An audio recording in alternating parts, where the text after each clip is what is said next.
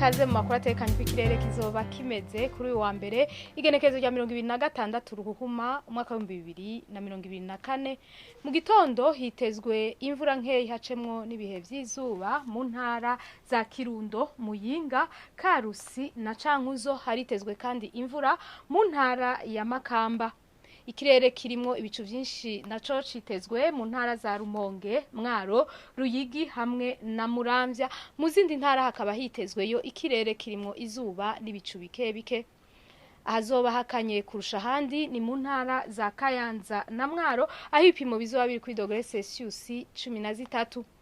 Ku muhingamo hitezwe imvura mu ntara zose z'igihugu cacu, mu ntara za Bujumbura, Bubanza, Cibitoke, Ngozi na Muyinga hakazocamwo ibihe vy'izuba.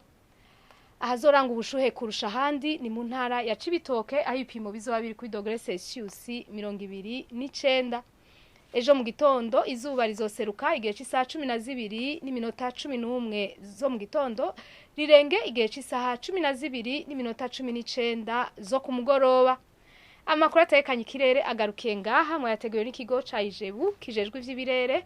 Nadia Ndayizeye nje nabashikirije, mwakoze kuyakurikira.